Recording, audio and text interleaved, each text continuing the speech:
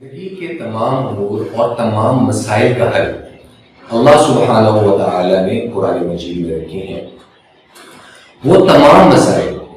خواہ وہ انسان کی معاشی زندگی سے ہوں، انسان کی معاشرتی زندگی سے ہوں، یا انسان کی زندگی کے کسی بھی پہلو سے، خانگی پہلو سے ہوں، ازدواجی زندگی سے ہوں، معاشرت کا پہلو ہو، معاشی پہلو ہو، اللہ سبحانہ و تعالی نے قرآن پاک کو منبع ہدایت بنایا، سرچشمہ ہدایت بنایا۔ اکثر لوگ یہ کہتے ہیں کہ ہمارے ساتھ جادو کے معاملات ہو گئے، ہمارے ساتھ رشتہ داروں کی طرف سے، عزیز و اقارب کی طرف سے، دوستوں کی طرف سے یا بدخواہ کی طرف سے ہمارے ساتھ جادو والے معاملات ہو گئے ہیں۔ تو معزز سامعین، بجائے اس کے کہ وہ جاہل لوگ یا وہ لوگ جو دین سے دور ہو، وہ آپ کو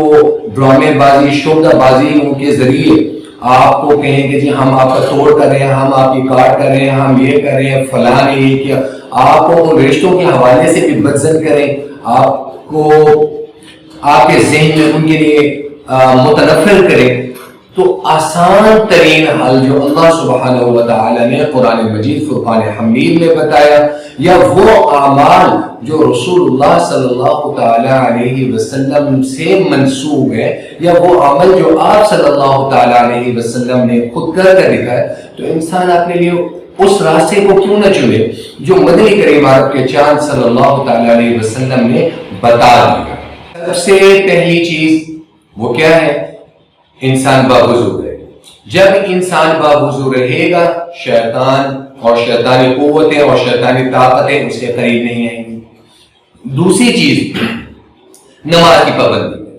جب فجر کی نماز ادا کرتے ہیں، ظہر کی نماز تک آپ اللہ کی پناہ میں رہتے ہیں، ظہر سے عصر تک، عصر سے مغرب تک، مغرب سے عشاء تک آپ اللہ کی پناہ میں۔ تیسری چیز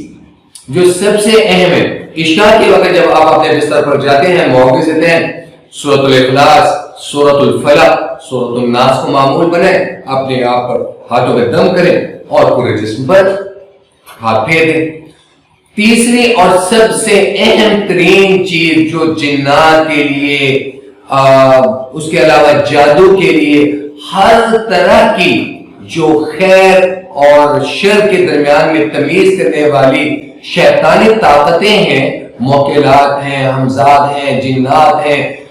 جادو ہے، ان سے پناہ کے لیے سورۃ البقرہ کی آخری آیات آمن الرسول بما انزل الیہ من ربہ والمؤمنون، یہ آپ کو اسکرین پہ ڈسپلے ہو رہی ہے، اس کے آخر تک واعف عنا واغفر لنا وارحمنا انت مولانا فانصرنا علی القوم الکافرین۔